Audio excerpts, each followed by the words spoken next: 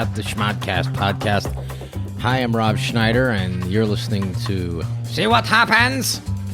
And we'll play that clip one more time just so everyone will know exactly this bit by the time we're done with it. My mom was very controlling, truthfully. It was good, though, I guess, you know. The only thing I remember from my whole childhood thing, I remember most of my mom yelling at me. See what happens? You fell down. See what happens? You're crying. See what happens? You hurt yourself. See what happens? You broke that. See what happens? See what happens? I remember one time we were playing basketball about 3 miles away from the house. Somebody twisted an ankle. All of a sudden you heard, see what happened? Dude, that's your mom on a mountain over there. See what happens? Thank you, David. That was See What Happens from my stand-up act. Okay, today on the podcast, we have my co-star in life and on the podcast and the show Real Rob on Netflix, the lovely Patricia Schneider. Hi, darling. Hi there. And you sound really closer to the mic, is what I understand. Yes. I got scolded by it last time, and so I learned my lesson. What's the expression again? What? What's the expression again about having to tell somebody something? I don't know. Oh, gosh. Which one? Tell me. Your wonderful Mexican expressions. How came I set you up for this so perfectly? Oh, God, my brain is not working. I'm so tired. Well, how can you possibly be tired? What are you doing that's making you tired? Exactly. What is it? Why don't you tell people? I think it's just the fact of having 2 kids. It's it's already making it tiring. And it's late at night. And it's late. Yeah. Mm-hmm. And I just finished, reading the story. And making the up the bedtime story. And making up story. Yeah. Have you run out of ideas to make it? First of all, we have a 6-year-old and a 2-year-old, and also we should introduce Jamie. Jamie's sitting there. Our good friend, the great comic, and we're going to talk about some of his radio stories on the show. We're going to talk about this on the show tonight. We're going to talk about the kids. Yeah, but you didn't let him introduce himself. I know, but I'm going to just introduce Jamie Lisow. But first, I'm going to say, well, go ahead. Okay, Jamie, welcome. Thank you, Rob, and thank you for this keto cup. We're going to talk about the keto diet. We're going to talk about the intermittent fasting. I thought they had the same thing, but I guess people do it. What is that? What is that keto cup? What is this keto cup? Keto cup is basically no sugar, but it's got like a ton of fat, but it's supposedly good fats, and it gets you through if you can't make it on your keto diet. And you feel good. This is giving you a little energy. Yeah, it kind of gets you through the hour, and if you if you're dragging, so go ahead. I'm dragging. I'm dragging. You want one? No. So anyway, it's a keto cup, and it's got it's got MCT oil in it, and so that's how you know you live in California when you say MCT oil, and people know what you're talking about. Yeah. Okay, try it, Jamie. Okay. Let me see what. Okay, it looks like a Reese's peanut butter cup. I was gonna say it looks really good. Looks delicious. Yes. Yeah. So what is that? What is that? How's it I going? feel like it's missing sugar. Does it have sugar? There's no sugar. It's not bad, but it tastes very It tastes like a Bitter? Bitter. Yeah, it's got basically. It looks like it'd be delicious, but it's not. Yeah. It looks like a peppermint patty, except without any of the peppermint or any of the patty. It's just like a clod of dirt. It's very attractive looking. Oh, God. So we'll talk about that. We're going to talk about putting the kids to bed. Yes. We're going to talk about the keto diet, and then we're going to talk a little bit about radio experiences. I mean, when I was on Howard Stern a couple of times, and how kind of nerve-wracking when you were just on Howard Stern with me. Yes. And then he's got a new book out, which is awesome, by the way. And then to talk about Jamie's was on the radio up in Rochester, New York, and he's got some stories to tell. So we're going to tell those stories. And when we be coming right back on See What Happens. And we're back. We're back with See What Happens. And so I guess you were just talking about how exhausted you were. I am really tired. With the kids, you're tired, yeah. Yeah, but I don't know. I mean, I feel like I'm just more tired today, and I don't have a reason for it. I wish I could say, oh, because I did this or I did that, and it just catches up. Just like you're talking about. We're talking about with the food. You're not supposed to worry about what the kids are, eating per day. You got to go per week. Really? Never heard that. Yeah, well, I don't know. It could be completely wrong, and we could be malnourishing our children. No. No, the reason Rob is talking about this was, told by the pediatrician. We were concerned because you know how sometimes your kids don't want to eat. Yeah. Like in one day they go For a whole like, day. I'm not very hungry. So And we panic. yeah, so That's what parents do. We that's panic. what we do. We panic, right? Well, not all the parents, but I would say parents that love their kids, they Yeah. do panic. And What's the point of having kids if you don't panic? yeah, exactly. We're killing this child. We're Yeah. starving this child. So I remember we talked to the Something's wrong with pediatrician. this child. And so we ask, like, oh, sometimes, like she's just not very hungry and she doesn't want to eat her vegetables. And he said, don't worry much about what they eat a day. It's more Okay. like weekly with kids, Okay. with little kids. So, You like, just don't panic every meal. yeah, because sometimes they really are not that hungry. And they're not like us adults that even if we're not hungry, We we'll still eat. eat on a schedule, Yeah. which is like not good for you. To just be eating just because you think you need to eat. Right. Yeah.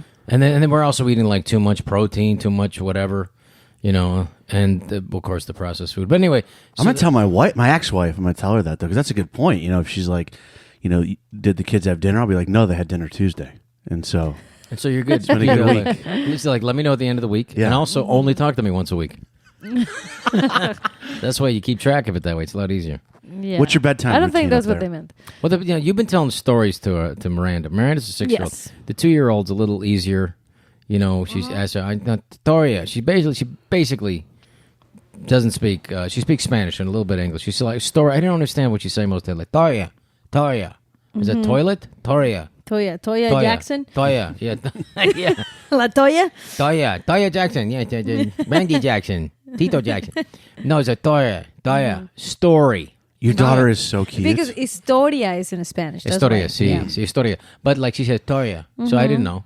So anyway, she said, Toya. And I go, what are you talking about? I go, you want me to read your story? Yeah. She looks at me like I'm an idiot. I go, yeah, Toya, what I'm trying to say to you. Por supuesto. But she's so cute. And it's a different day. But you're right. She's easier. Because that way you just read her story, you sing a lullaby, that's it. Yeah. She falls asleep. And she's out. Yeah. But Miranda, on the other hand, she likes to, like to hear her stories. She's a 6-year-old. She picks up like a couple of books. And then one of my cousins, he gave her this puppet. okay. Hand puppet. Hand puppet. That's like a knight. Yeah, exactly. It's a knight. It's a knight. And so a knight in anyways, shining sock. God, that's like how I don't even know how long is March. Oh, good Lord. March 18th. I remember the day that thing ruined our entire life. No, it came in the house, and then she wanted it. I went. She couldn't. Then she lost it. Remember?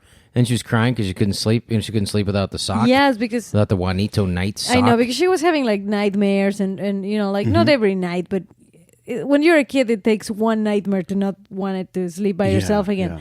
yeah. So my cousin was kind enough to we tell gotta- her about this night. We got to And stop then- right now because wait a minute, because this is Camilo. He knows we're doing a podcast, and if our listeners out there have been paying attention, you can hear in the background some slight wheezing and snoring, and it's because of our 10-year-old West. What do they call this guy? It's a bull terrier, Staffordshire bull terrier. Staffordshire bull terrier. Whenever he's snoring, I feel like he's rubbing it in that we're not sleeping. Like he'll sit right next to us, and we'll be writing at 2 a.m. Just be like crashed out. He has What an narcolepsy. asshole. Let me get him in here. Keep going, hon. Yeah. So, anyways, the thing about this night is, my cousin said, "Well, if this night sleeps with you, he's gonna take care of you, like in your dreams." And blah, Oh, blah, okay, blah. cool. So Why? it was really cool. Very Yeah, I mean, sweet. really cool. Yeah. But the problem is like Miranda wanted to have like Miranda and Juanito, because Juanito is the name of this night, adventures. Oh yeah. And An original story. An original story. Not just every reading a night. book, but you got to No. create. No. Are you allowed to tell the same original story, or does she request a brand new original? It has each to night? be a brand new original Wow. story every night. It's like a Netflix show. Like she's treating you Exactly. like an episode. I know. And I gotta say that sometimes I don't even know where to go with this story Yeah. anymore. Like we've done like crazy things. Like because I have to add more and more characters also, right? Yeah. So it's Juanito. And then they had their horses. So It's okay. Camilo's in the house. Camilo's in the house. Knocking over shit. That's the other Camilo. So anyway, like first it was just Juanito and Miranda, and now it's like the horses. Now it's just like they have horses, and then they have dragons, right? In another episode. So she has, she's got a dragon, and then she's got like, who's Kaminsky? Oh, Kaminsky is the dog, because in one of the episodes they wanted to get a pet dog, so they have a dog, and it's insane. We've done birthday parties already. We've done like dragon parties. It's ridiculous. If I don't have like a twist ending, my kids are like, that sucks. Like if I tell a story and I try to just wrap it up, they're like, what are you talking about? I know. I think Miranda's getting to that point, like where she's looking at me like, come on, Mom. That's all you got? Your dog, by the way, we should say, Camilo, he has like an ear infection.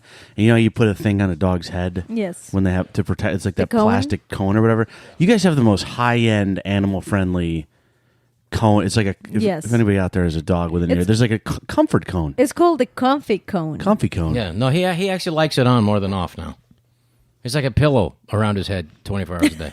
I don't think he likes it, but I think he he's does. used to it. I've been wearing it when I work just to stay focused. He does, but he doesn't. It's not 100% like the other one that just looks like it's very functional. Yeah. You know, basically the shield, Yeah. the non-eating his own foot shield, or, Yeah. the salad bar. Yeah, today he was trying to get something off the ground outside, and he had his whole head toward the ground, and the whole cone was on the ground. And I was like, I bet he thinks it's like nighttime. Like there was no, he'd put his head straight down. Yeah, he did. But he's back in the room. He's a sweetheart. He's doing better. Yeah. I just don't want him to hurt himself. But so, how long is this going to last, this Juanito thing? Because it seems to be going, it's been a few months now. There's these stories, like, and she won't go to sleep without a Juanito story. And you have to make it up. You can't just read. You can't just do the old Dr. Seuss. She wants a specific, original story that she has not heard before. Because I've tried to say the same one. Oh, see, that's what you were asking me. I tried to And say didn't work, huh? No, she won't. She's got to be a new. It's like, I heard that one. Like, and I try to make it a moral for something that happened during the day. Like, usually her sister biting her or something. And like, it's always Juanito, it's like, never kills his little sister after he gets bit. It's always something like that. He could have strangled her, but he didn't. Juanito, good night. Okay, get some sleep now or whatever. I guess that's why she likes my stories better than your stories. Because it's too specific, you think? Yeah. You should explain to her though, Rob. Like, say, hey, listen, you know how hard it is to come up with 4 minutes of new material every night? Got to use some of the same stuff. You do got to do it. Okay, so now that Camilo's back with us, what is the whole keto diet? I'm going to be honest with you. I don't know. I bet Patricia knows more than I do. I don't about really the keto know diet. a lot about it, but what I heard is that basically We're just giving rumors out there now. It's all third-hand crap. We're not going to gonna get sued. We're not going to give you good information about this. It's like people about Jesus Christ back in the day, before like Google. we don't know. But when in the diaspora, you heard about the guy. Well, we don't know exactly. We didn't meet Jesus, but supposedly he's a son of God, and he's the son of man, and he was the guy, and he died for all of us. Anyway, we're going to need you to show up Sunday and bring 10% of your wages. And it works somehow. Yeah. Yes, It's amazing. it's caught on. I know 2 people Yes, who are on that diet. yes. And it seems to be working for them. So apparently, Do I know these 2 people? Yes, okay. you do. Is one of them a famous actress or something? Yes. Okay, got it. And so I think what the keto diet is like a high fat, Yeah, and it's like sounds good so I far. think you do that, Rob. high protein I'm in there. I got that part down. No Chinese carbs. food. What? and no sugar, Oh, damn. or very low carbs. But I think it's no carbs. Okay, yeah. Oh, yeah, you know, ketosis. You want your body in ketosis. Well, doesn't that sound like it's like in shock or something? It does. It sounds awful. So then your body catches it, because you know this, because you're a former bodybuilder. You should actually, compete against other naked guys. I did. Spray tans. I did do that so long ago, though. And I know. never took... Like how long ago and how long were you doing it? I did it. I think my last bodybuilding competition, it was in 1996. 1996. Maybe 97. I would do the teenage shows, and then I knew nothing about steroids. I was always just a guy that ate really healthy, and I entered one show. It was like the Empires in New York, Yeah. and I didn't realize that there was a federation of like where it was natural, and we all went in and we were all natural. But then there was the shows that were drug tested, but that doesn't mean natural. That means let's try to beat the test. Oh yeah, right. And I went in, and everyone, was like I ripped. was embarrassed. Yeah, Really? It was But awful. you were in good shape, but you weren't like Yeah, they're all jacked. right. They're all dead now too from steroid use. I don't know that. So does for a that fact. it does kill people though, right? The steroid use. I don't know. I mean, it goes people. Some people defend steroid use and say it gets blamed for different things, but it's not. It can't be. I remember as a professional Good for football you. player who was in the Benchwarmer movie with me back in the day. He was like, this is a guy who's played for 16 years in the NFL, and he was telling me, he looked at me because I was working out, but he said, "What steroids are you taking?" I was like, "I'm not taking any." He said, "Really?" He said, "Oh man, Winstrom's pretty good," and I think it was called Winstrom or something. Was it Winstrol. Winstrol, yeah, it's Winstrol. I never took it. He said, I just know the name. but it's like Winstrol's pretty good. And I went like, yeah. He said, yeah. No, you just go off it for a cycle. And you go in for a cycle, and you come off it, and you go back on it. You get all the benefits, effects, and you test negative. And I went like, whoa. He said, you understand? I played 16 years. I'm going against them. I'm in there against like these beasts, these animals. I mean, these guys like 10 years younger than me. You fall off a cliff. The only way I can stay in there was to compete, was to just get just jacked up on this. And that's when it almost makes sense to me that if it's for your living, I Yeah. get why someone might want an edge. If someone said you could take a drug, Yeah, and be come back slightly 2 weeks funnier, quicker. Yeah. I might do it. So what is that like specific? What is the steroid specifically? Well, yeah, because It's an anabolic steroid. Okay, but what Isn't it what an does anabolic it, steroid? Listen to me talk like I know what the hell I'm talking how about. it helps you? Because I gotta say that And pretty it helps much you. It helps you. What it does is it gives you. Oh, you see here, I'm talking like I know what the hell I'm talking about. I could be talking. I know as little about this as I do how to put paper into this machine over there, into the copy this machine over there. Shit, I was just going to ask you that. So no, but seriously, what my limited understanding of this is that it gives you the ability to recover quicker. okay. And then it also it tricks your body into doing more of the exercises, so Okay. that you don't get tired as so you can push it harder. Your muscles get bigger, you Okay. recover quicker. So it's a cycle where that just keeps But going you on. still have to do the work, because I have to say that most guys, they are like most guys when they see another guy who's in really good shape. They say he's on steroids. Immediately they say, "Oh yeah, but that person's on steroids," and it's like like if the steroids give you magically that amazing. You still got to body, go to the gym. You got to still have to do the because job, there right? are guys, and you've seen this too, who do the steroids, but then don't work out, and they just are just a piece of shit, Right. A pile of human garbage. That's yeah, because also, it doesn't really do anything if you don't work out, right? Right, because some people take steroids for something else, like as a prescription for For what? some other type. I think my nephew had to take steroids for some reason. for rheumatoid arthritis. And they told him, really? they go, hey, why don't you work Yeah, out and because get the benefits? When do you work out? Well, it suppresses your immune system, which is attacking yourself. Oh. You see, you walked away from the microphone again. Yeah, because I'm going to get a sip of tea. If you don't mind. I heard that so many negative effects, though, we would hear. Like, They what say are the it- negative effects? They say it shrinks your penis. But I've always said, might it not just look smaller? Probably yes. Because I'm so big now. Well, you know what? One of my best friends in Mexico, Alvaro, Yes, Alvaro. He's a really incredible. and he's a athlete. natural athlete. Yeah, he's a beast. He's a beast, a natural beast, Yes. So and a great cheerleader. and a fantastic cheerleader. he was Mr. Mexico. I know, this is a great story. You got to tell that story. Yeah, well, It's a great guy, He's a great guy. and he's on the cover of these magazines. A super handsome guy, he's ripped, in great shape, naturally built, and everything. Yes, And- smart but guy. He super has like fast. a bachelor degree in like international business. handsome guy. He's been on TV and like a dancer, a good dancer. And Yeah. he's in magazines and stuff, and he's asked a question. Yes. No. He went to Mr. World. Oh God. So he's Mr. Mexico, right? And he Yeah. goes to Mr. World. And I'm talking, I mean, this guy, we went to college together. This guy was a professional swimmer. Like he was Oh, yeah. swimming in the Mexican team. He was representing the country. Yeah. And then he stopped representing the country. And then he was called by Canada to represent their team over there, like to Yeah. swim for them. And he went over there and he started swimming for Canada. And then This is an athlete. This is a professional athlete, right? Yeah. So A lot of stuff to be proud about. he gets into this contest. Olympian here. Mr. Universe or Mr. World or whatever. Mr. Mexico whatever we're it is. talking about here. Yeah. And is this posing and things like that? Is it this type of It is. I think it is more like the beauty pageant, like Miss Universe, model? where they model and they But wear also- like suits, and but they also- and they have like interviews. But Like, there's also like a ripped segment where you come out in your bathing suit, you do the whole thing. It's, yeah, it's like modeling. I it's, would a hunk, say, it's but a hunky thing. Mr. Hunk. Well, go ahead now. So, anyways, so he gets interviewed. Like what's your your favorite sport, right? And then This is in the contest, Mr. World contest. in the contest on right? TV. On TV. International TV. And then, well, I don't know.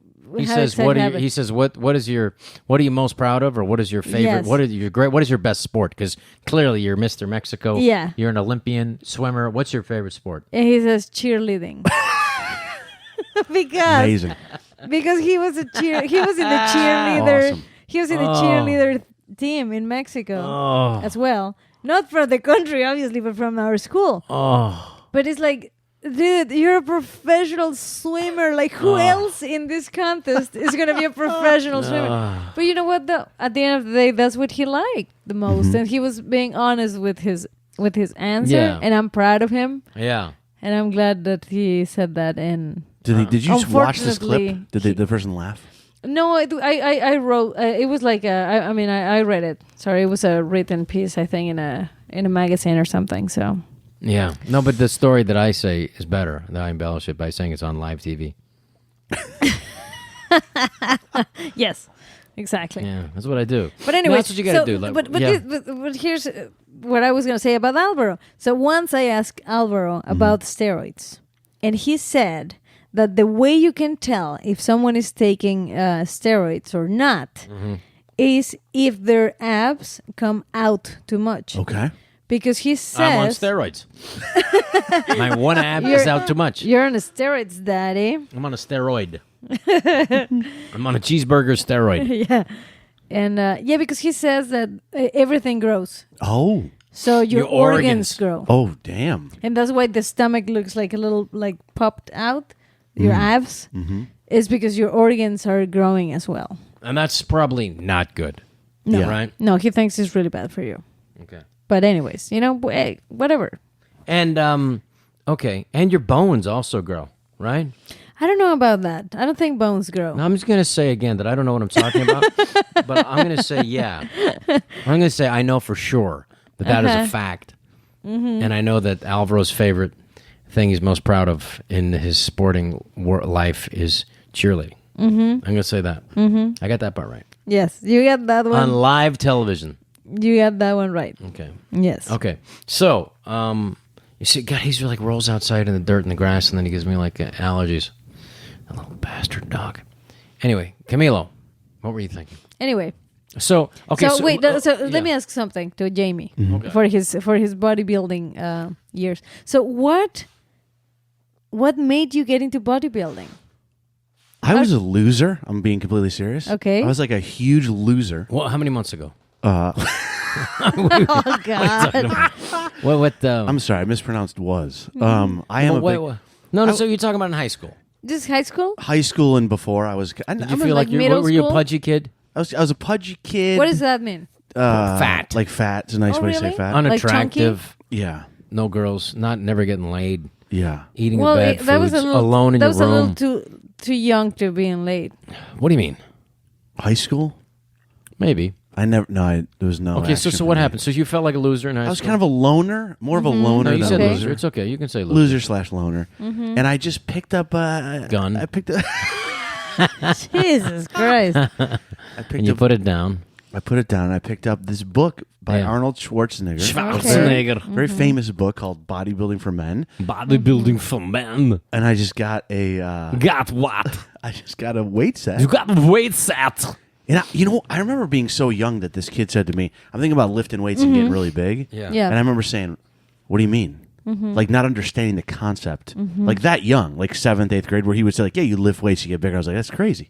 And so like, yeah, I was just kind of a loner, and so I started getting up every day before school and lifting weights. Wow. Every day, and I would write down my progress and stuff, and then Wow.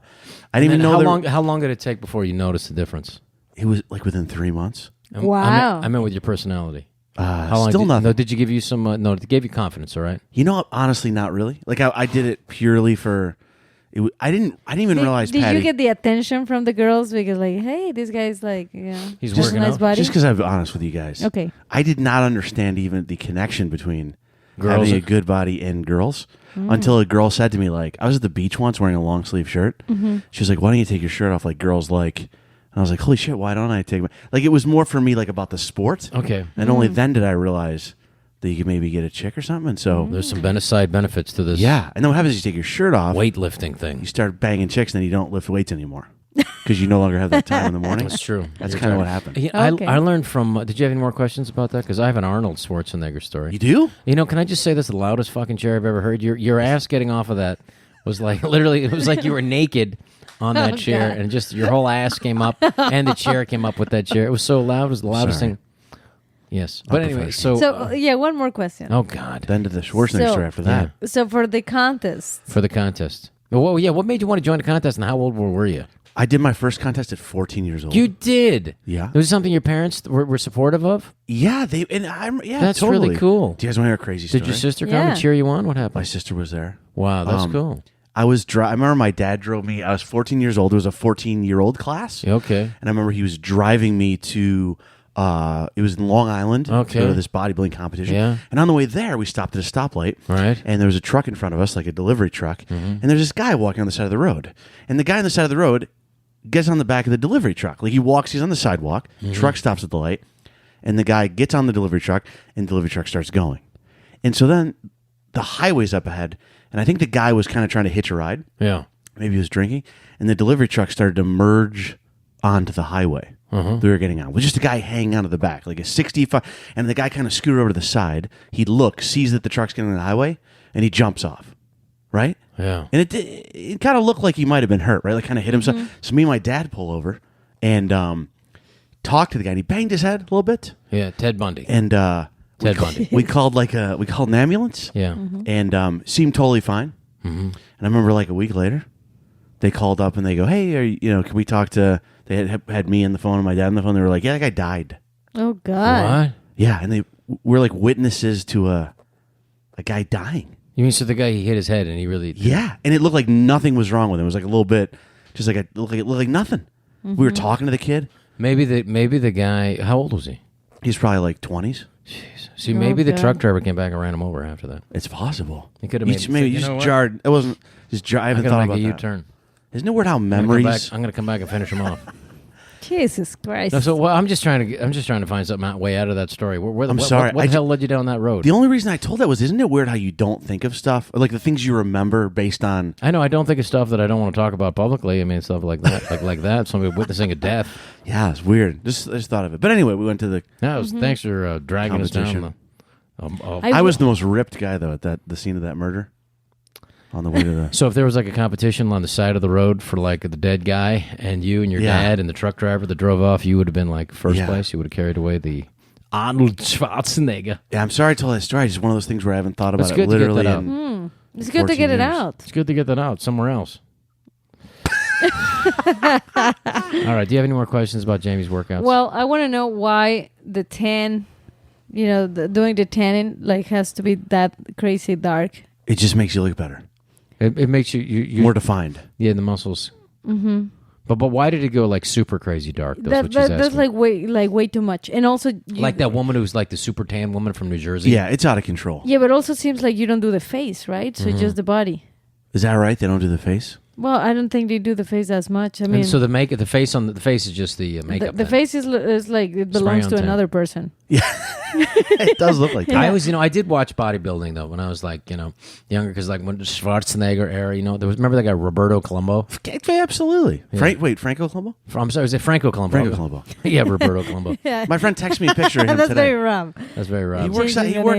name. He works out around here somewhere. My friend literally texted me a picture of Franco Colombo like yesterday. Wow. So So I'm he's at the- got to I'm be at the not gym. that old. He's got to be 70s, right? Yeah, I think so. He was Arnold. He was like Arnold's 5'5". buddy. Yeah.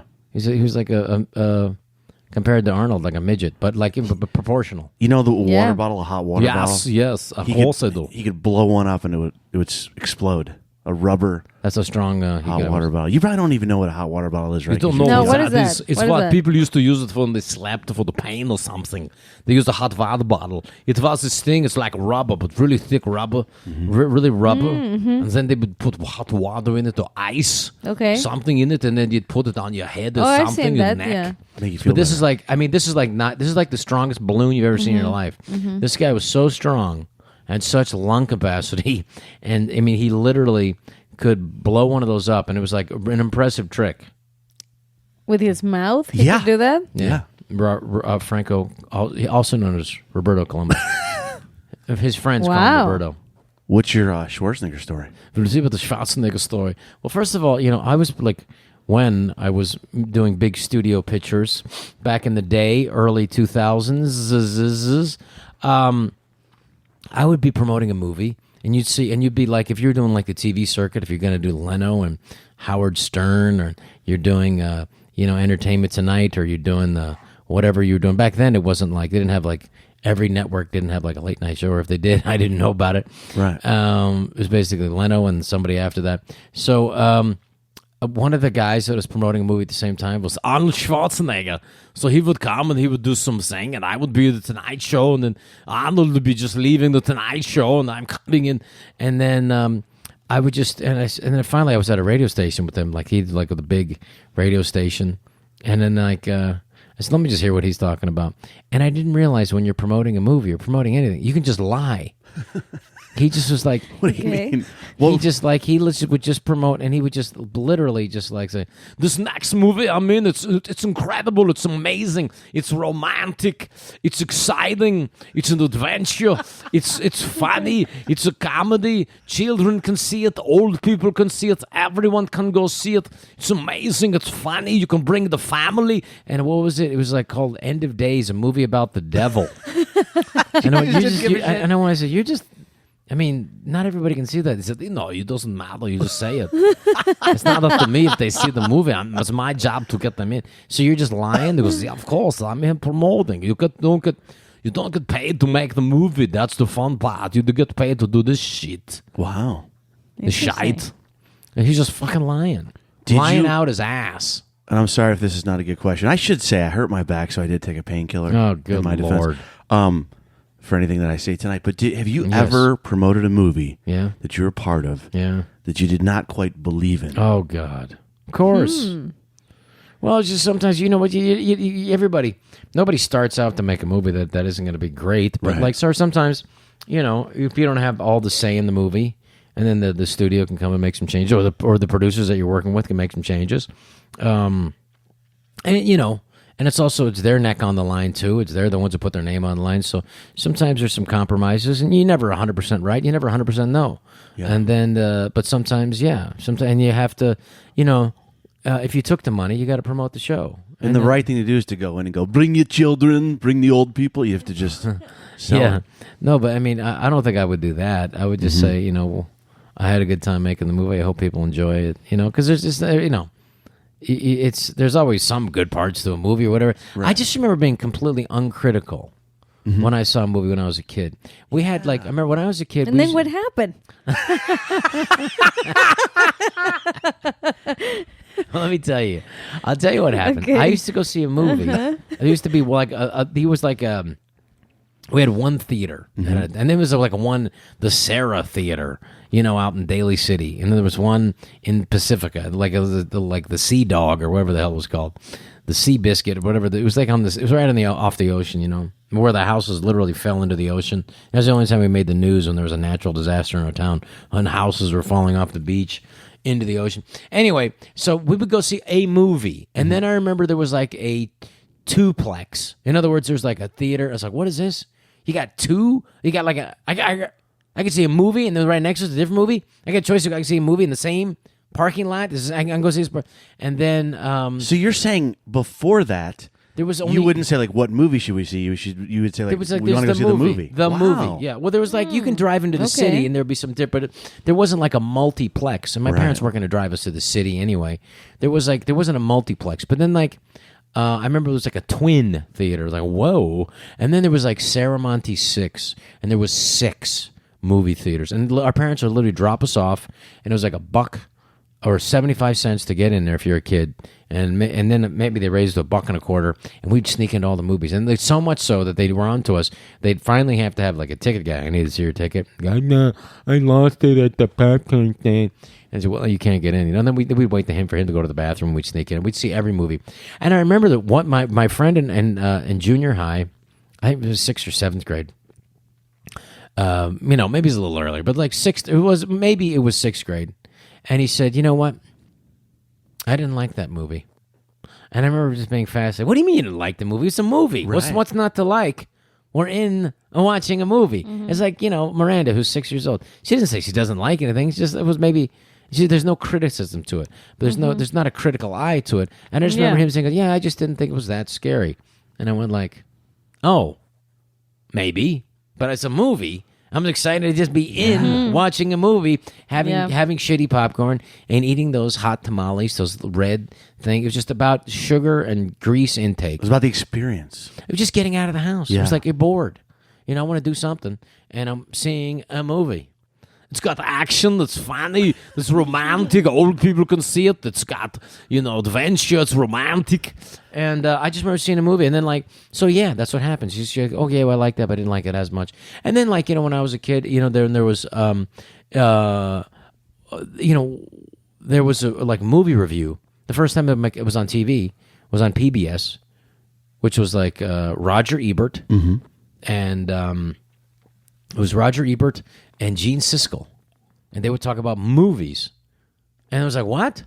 And they would talk about foreign movies and other movies, and they would argue about movies, and I was like, oh, so that was my introduction to some sort of fun criticism of film, which was basically, I liked it, you didn't like it, or why didn't you like it? Well, you should have liked it. Maybe it's your problem because it is a good movie and you're wrong. And I just thought, so that was that's why I loved those guys. And they also introduced me to fun foreign movies, which is you can a French comedy. And that's in high school, I started learning that there's these movies from other countries, right? And so I was like, okay, well, I'll go see that French movie and I'll go see that Italian movie. And it was just completely different because they didn't have the same. They had a different way of telling stories than the Hollywood stories. And the Hollywood stories, which I'm not complaining about Hollywood stories. That's how I make my living. But it was different. Mm-hmm. Some of the French movies just kind of end. I remember a guy who started out as a Truffaut, Francois Truffaut. His friends call him Roberto Truffaut. That's his close friends. People know him, really know him. Not like you guys, But Francois Truffaut started out as a critic. Really interesting criticism of the French new wave of filmmakers. And then he made films himself, which is, if you're going to critique it, you better know what the hell you're talking about. Which doesn't happen nowadays. No, people don't, because it's risky. You put yourself out there.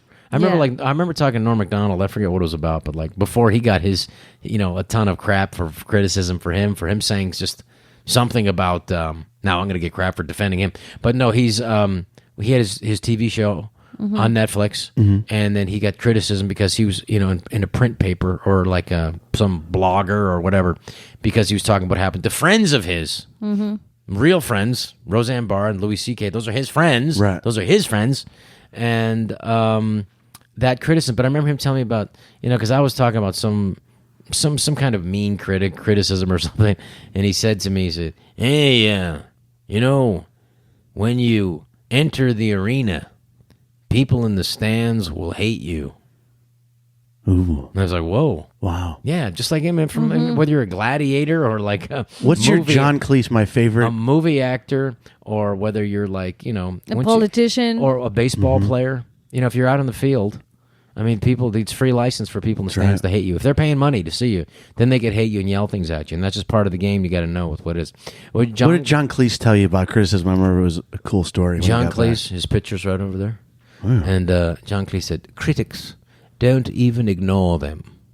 That's brilliant. Isn't that great? Don't even ignore them. They don't need it. If they know so much, why aren't they doing it? Why aren't they talking about? Why are they wasting time watching all? What are we doing? So there's a new era of critics, right? Well, because I pretty would much say, yeah. anyone can be a critic now with social media, and they can just hate on something that people just don't understand. You risk nothing to hate something. You say you don't like something. There's nothing There's nothing risk. There's no, whoa, that guy. You know, but if you say you like something, you're putting yourself out there. You know? Yeah. Which is tougher. That's why it's true. You know, I remember Josh Gad. It was terrific actor, comedic actor. You know, he was in Frozen, and we originally saw him on Broadway. His first big thing, how he got discovered, was in Book of Mormon. Brilliant, hilarious, Brilliant. musical. I mean, those guys.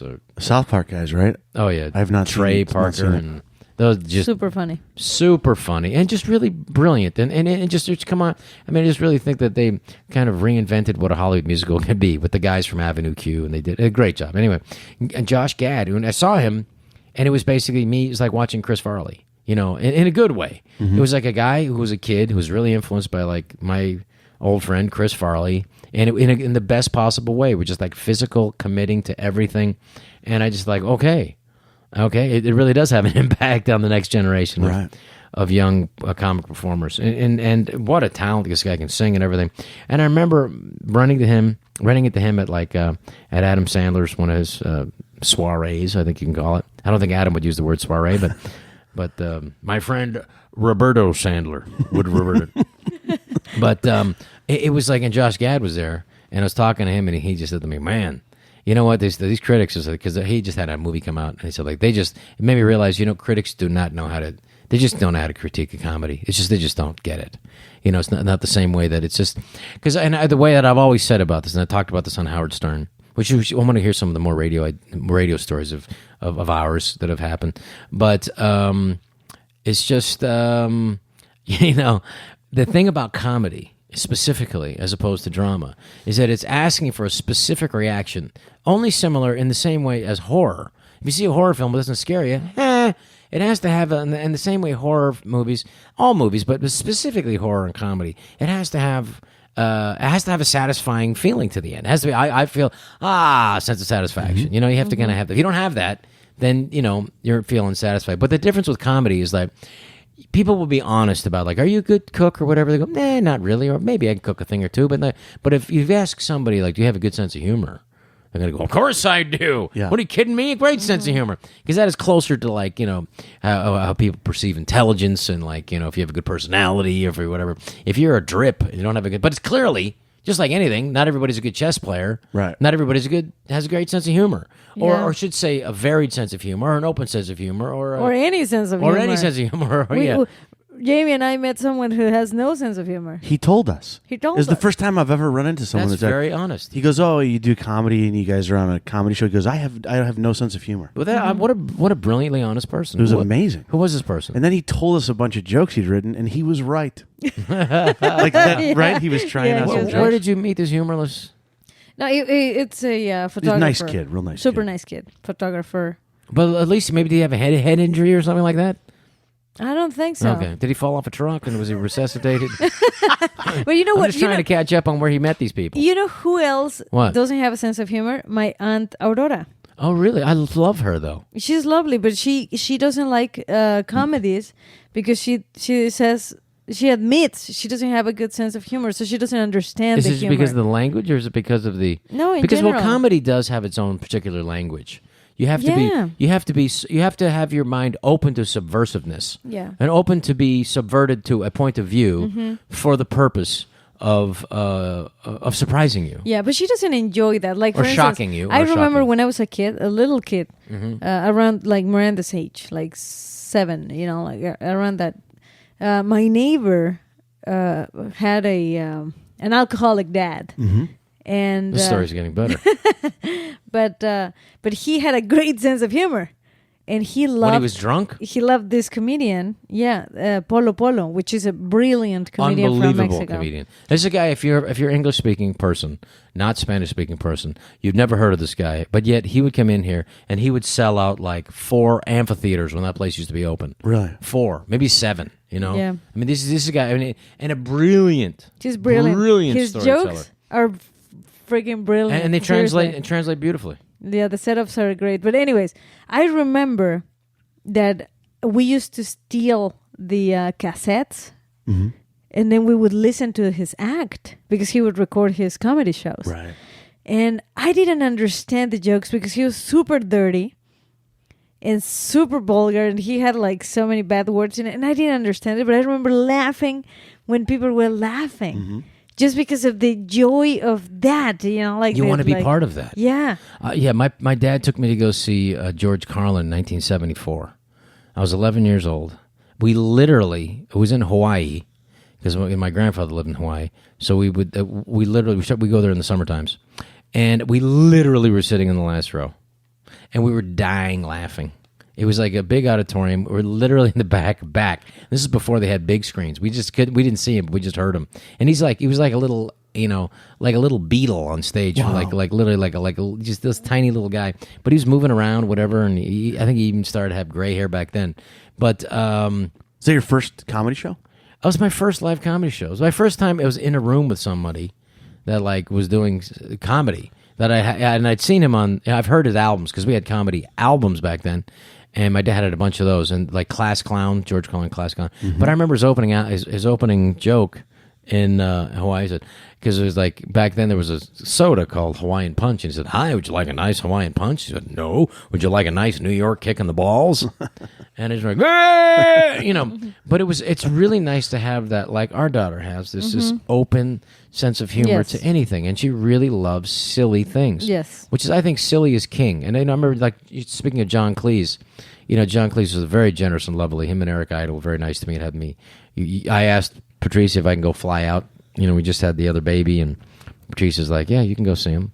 And fly to Florida because they were doing this speaking show where they just tell jokes and show sketches and, perform some sketches. And I would pay to watch these guys eat lunch. Dying to see that. Monty Python is like, Is it over? Was that like the last? They're not doing it together, but they were just lovely, and I spent some time with them after because we were talking about how Fawlty Towers, his famous sitcom, which I think is the Mona Lisa of sitcoms. Amazing. And they only did 13 episodes, and I was talking about giving some advice, for Real Rob, and it was just lovely, and how they, his take on things, and it was just But he said, silly is king. Oh, absolutely. Well, silly. We want to do it silly. Well, silly is everything, We want to be silly. And I remember talking to Bill Maher, one time. I used to do his shows back in the day before he became a political spokesman for I don't know what. But, he said, comedy's king. He said, you think when all the guys, all the Oscar winners, actors, and greatest actors, and they get up there in front of 2 billion people on... in front of the Oscars, Oscar night, what do they want? They want to get a laugh. All of them. Comedy's king. Totally true. And Bill Maher sounds a lot like Dennis Miller. Our next guest. Stop. Dennis Miller's more over here, Church. Oh, okay. It's a different kind of delivery. Now it's a little bit more sarcastic, a little bit more breathy, a little bit more 1930s kind of. Hey. So, but, do Dennis, you remember? brilliant. He's still hilarious, by the way. He's the greatest. Worked with Dennis 2 months ago, dying laughing. So was everyone in the audience. So, do you remember? Yes. What was the first joke you heard and memorized? Yes. Which one? Go ahead. Well, the first one, because I remember, I think we're asking to tell jokes, and people in the class were like telling jokes. And like my uncle Norm, he passed away last year at 90. It was my aunt's husband, Uncle Norm Applebaum, changed his name to Appel, which I always thought was kind of a sellout. You got an Applebaum. Come on, man. That's your name. Go with it. Love an apple bomb. Like, Kidding me? We're going to change it to Appel. Not even Apple. Not even bomb. Just Appel. What a pussy. Very Frenchy. Very Frenchy. But whatever. God bless him, Anyway, he was like he was like a 6'3" Jew, or at least he looked 6'3" to me. And when we went over his house, everybody had to stand up and tell a joke. Everybody. And you wanted to get a laugh. Wow. You wanted to get a laugh. Wow. Yeah, well, you're over there for the holidays or whatever. Stand up, tell a joke. So you better tell a joke. So you heard good jokes, and my dad would tell it. My dad was so funny. But the thing about him that his clever, because I hate when comedians laugh at their own jokes. I've always, it's just bad form. I used to never want to break. I've never broken Saturday Night Live. I never laughed. I always thought like anybody, the guys, even my buddies who were laughing during a sketch, unprofessional. It was frowned upon to do that. It was like, nothing against Carol Burnett, but that was like a different kind of it comes off as schmaltzy to do that, But my dad would laugh at his own jokes in such a hilarious, honest way. like he was just like he couldn't get it out, and he just was like crying, laughing, telling the joke that you're dying laughing, but and by the time they come with the punchline, you go, "That's what you're laughing so hard at." But you're laughing. It was such a beautiful thing. He really was. His delivery was good. Huh? His delivery was so joyful that it was just beautiful. You know. Do you remember and, your and first my mom. I'm getting there. It's gonna take me about an hour. Exactly. It's like My first joke. I'm gonna take a nap, and then you wake me up for when he's gonna say the nap. Roberto Colombo told me this joke. Well, the no. So you had to tell a joke. You know, and like this, and so. You know, and my mom, who's Filipino and who still is Filipino, by the way, wasn't still Filipino. She tried to watch it. When off, did she it didn't work. convert? That was a while ago. Trying to convert nationality. See what happens? What happened though? She would laugh and have good timing, because my dad was always telling jokes, and then she'd say, "What does it mean?" That's so nice. She would, but she would laugh at the right time. She had beautiful timing. Oh wow! She had excellent timing, Uh-huh. a nice voice. Pleasant voice, except when she'd yell at me. But see if I can sing, carry a tune. She goes, what does it mean? You know, when people used to come over the house, they'd smoke. My dad would have a pipe, and they would smoke. This is the '60s, you know. And then, what does it mean, Marvin? And That's so funny that she would ask there. That's funny. no, but she would do it. But she's like, "What does it mean?" Because she wants to know right then. Yeah. So she can get on to the next one. Know what Why that did I means. just laugh at Well, it? I've done that to you. I mean, when I went to see this terrific Mexican comedian, Yeah, I was asking- translating the whole show. as it's happening, I don't wait till the end. What's he saying? What does it mean? Yeah. What does it mean? Tell me what he said. And they go, Yeah. ha, ha, ha. What's the next one? What's the next one? And you were Yeah. just translating really quickly. Yeah. So first joke that I remember telling Yeah, thank you out for loud. not letting me enjoy that show, by the way. Hey, yo soy aquí para ti. I'm here for you. I'm here for you, mi amor. So the first joke I remember telling is Mr. Freeman, 5th grade. I remember telling it out loud. They said, okay, people getting up telling a joke and everybody not getting real big laughs. Because, you know, you're 11, you don't know any decent jokes. Bunch of open micers. Mm-hmm. Yeah, a bunch of shitty performers at 11, math, you know. And then in homeroom, 5th grade. And so they said, Robbie, back then I was still being called Robbie. Robbie, do you have a joke? Stand up and tell a joke. And I said, okay, I got one. And I said, this woman gave birth to this woman gives birth at a hospital and the doctor comes in. He said, well, I got bad news. I got good news and I got bad news. See, I'm already fucking the joke up. Sit down, Robbie. Tomorrow, come This back. bad news joke, I'm fucking it up. Said, it's good news. It's romantic. You can see it. It's got comedy. It's got action. Old people can hear this joke. Young people can hear it. He said, so this woman gives birth, and the doctor comes and says, well, I got good news. I got bad news. She said, what's the good news? She said, well, you've just given birth to a 9-pound baby eyeball. She said, that's the good news? What could be the bad news? It's blind. Oh, God. Holy shit. No, hey, for, Wow. 1974. What did the teacher 1974. Edgy.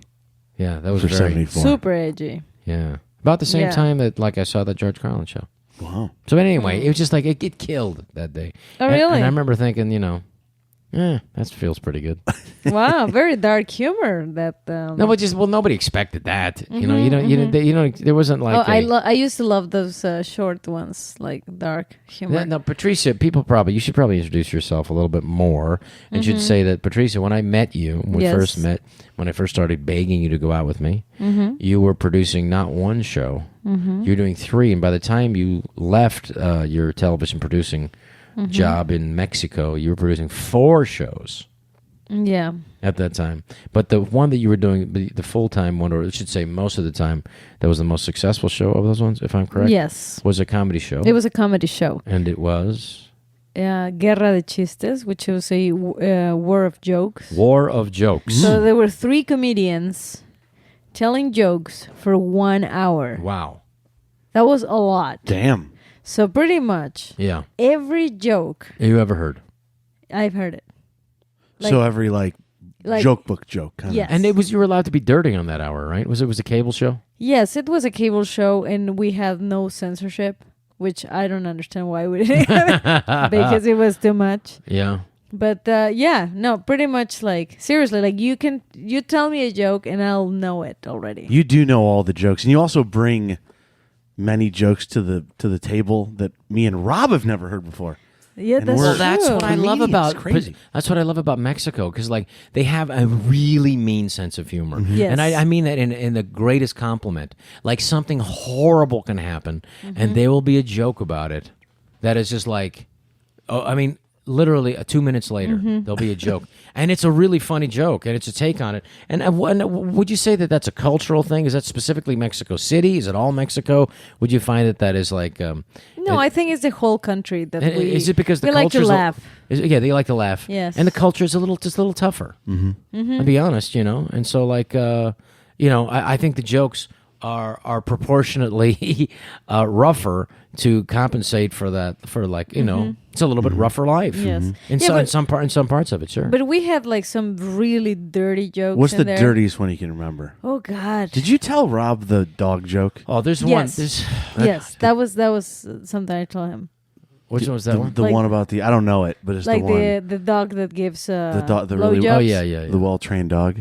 Yes. Oh yeah. We tell that on our Do you when we go to the Dude, Rob makes me tell it, and I don't know the joke, and then he makes fun of me in front of thousands of people. and when we do the tours for the troops. Mm-hmm. But the dirtiest joke that I've ever heard Patricia say, and it's like Okay. it's absolutely like shock. Oh, and for me, it was just shocking to hear a beautiful woman tell Yeah. a joke that's like. But it's the cockroach joke. Oh. Uh-huh. You should What's tell that? Well, this is first of all, I just want to apologize in advance. Okay. Yes. Because this is a ridiculously dirty joke. We accept your apology. Okay. Okay. Thank yeah. you. We're So all, here we we're go. still with you. Here we go. So basically, this beautiful woman goes to her regular checkup with the gynecologist. Mm-hmm. So the doctor is examining, like her vagina, Okay. and then There you go. Right away. The Starts setup off nice. and starts then, off very tame. yes. So then he says, you know what? I think there's a problem. Mm-hmm. And she's like, what's happening? What's the problem? And it's like, I think there's a cockroach inside of your vagina. Okay. And then she's like, oh my Not a God. cockroach, a cockroach. God. So she's like, oh my God, that's horrible. Yeah, that's And- horrible. And her husband was there with her, not in the room, but he was outside, and he's like knocking at the door, like, is everything okay? Because she was taking a little bit of a long time. And then the doctor comes out and he says, look, there is something unusual happening here, but I'm gonna take care of it. Just just relax, and Relax. everything is gonna be fine. Just wait, keep on waiting outside. I'll take care of your wife. So he gets back in and he's like, okay, so here's what I'm gonna do. This is the best way to do it. So I'm gonna put my dick inside of you. Okay. And then the cockroach, when it sees it, is gonna grab onto it, and when I pull out, the cockroach is gonna come out that way, right? Mm-hmm. Makes perfect sense. It makes perfect sense. Totally. So You this- look in the handbook yeah. for So removing cockroaches from vaginas. yeah. So this That's girl's it. like, That's how I got that cockroach out of my okay. ass. She's like, okay, it makes sense. So he does, right? So he starts like putting himself in there, Okay. and he's like, and she's like, is the cockroach grabbing it? No, not yet. So he's like trying to, and then the husband is like, is everything okay? And she's like, yeah, it's almost done. And he's like, you know what though? I think we're gonna have to drown the cockroach. Oh my God. You see, now that is just like a. Wow. Like that is the you know, kind of stuff. I'm starting to. Sorry, I'm starting to think he did not see a cockroach. I'm starting to think he made the whole cockroach as a story. to Yeah, have like- sex with her. Where's the proof that there was even ever a cockroach? I mean, I don't know. I mean, that you don't go back to that doctor again, No. Yes. especially in these days. So, but anyway, I would let him do it, but then I'd go, "Hey, show I me would the say cockroach." I learned my lesson. I never went back. Okay, so I like the jokes in Mexico because it's also, or any place, like Italian jokes, same thing, where they don't have an expected. Well, I should say, because you see jokes, you see the punchlines coming, especially if you're professional, Right. or if you just hear a lot of jokes, and but I like the jokes that I don't know where it's coming from, or I don't see where it's coming. And it's like, and I also like people who tell jokes in an awkward way, just like a baseball pitcher who would throw like a curveball or Yeah. throw like a floater, or throw that big. It's just fun to watch. You see a guy who throws a pitch way up in the air and does like a softball thing and strikes a guy out, or that the guy who throws 60 miles an hour when everyone else is throwing 100, and it's like this little thing, a fun. little fluffer, And I don't think that's the right word, but it's like a knuckler. Yeah. I think I said Fluffer. It's a Robert Knuckler. Roberto Fluffer. Roberto Fluffler. Roberto Yeah. Fluffer, the Yeah. famous softball Yeah. pitcher. So, Jamie, what was your first joke? I don't have. I honestly have one? don't. I used to have a really funny story about a guy falling off a truck and dying. Oh. I got an Italian one. I don't have a joke. Okay. I also wanted to tell you like what You should. different You should joke. tell the dog joke though, because I did bring it up, and people are going to be like, "What is that? Would you want to do it real quick?" Because I brought it up. Oh, you can tell that. Or one. should we put it in the show notes? Why don't you try to say the joke? I don't and know help it, you? but I'll try. So there's this guy. Can I, before you say something so disgusting, Yeah. probably, I just want to say our 2-year-old has her first joke. Madeline. Oh, She has her first joke. what is it? She does. She says like, and she's a joke, and she laughs, and she says it, and now I love saying it. What is it? She said, "Poop on your face like a birdie." Oh yeah, she's told me that joke. Yeah.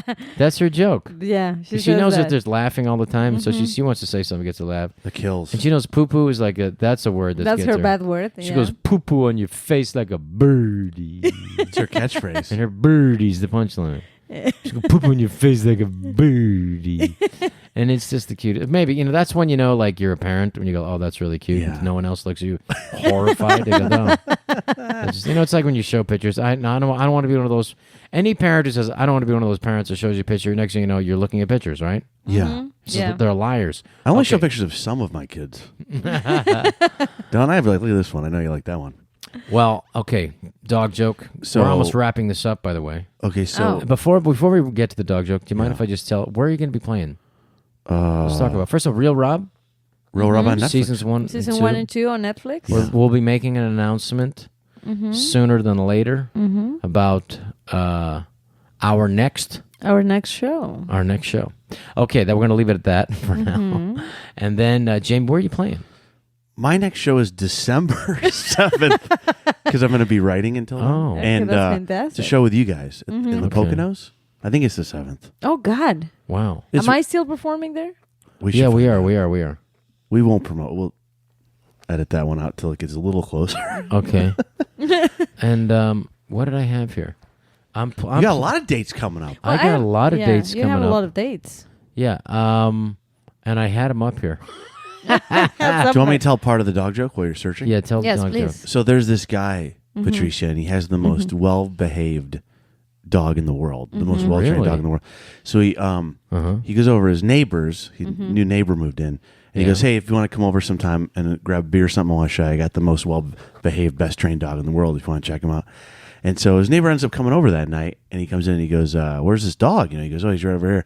He goes, "What's so special that the dog does?" And he goes, "Well, the dog will give you a blowjob."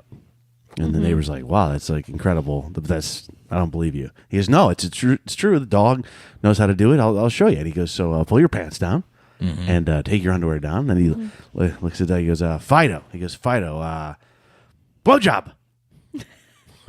And the dog just sits there. He doesn't do anything. He's like, "I'm sorry. He just must be shy because he's never met you before." And he goes, "Fido, like we practiced, blowjob." And the dog doesn't. Again, he just sits there. Yeah. And he goes, "This is so embarrassing." He goes, "All right, Fido, I'm gonna show you one more time." Did I fuck it up? No, that was good. I'm starting to think like that guy, the dog didn't really know how to get blowjobs. Yeah, I don't know if he's ever. I'm thinking even- like the guy is just trying to get some sex again. I think it's very possible that dog has never given a Exactly. blowjob. The other guys are he's just trying to blow this guy. You get it. Okay, ladies and gentlemen, thank you for that one. That was a winner. Thank you for that, Jamie. Yeah, you did great, Jamie. Very good. That's the joke. That's a joke. That's just, Exactly. that's it.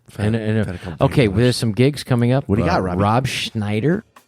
One of the best venues you could ever perform is the Wilbur Theater, and it's such an honor to always be there. As a stand-up comedian, I think it's the premier place for stand-up. So, to me, that is the best place to perform at a theater in America.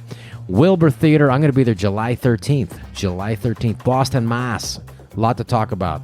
The 2 nights before that, I'll be at Flying Monkey, July 11th, at the Flying Monkey Performance Center, Plymouth, New Hampshire.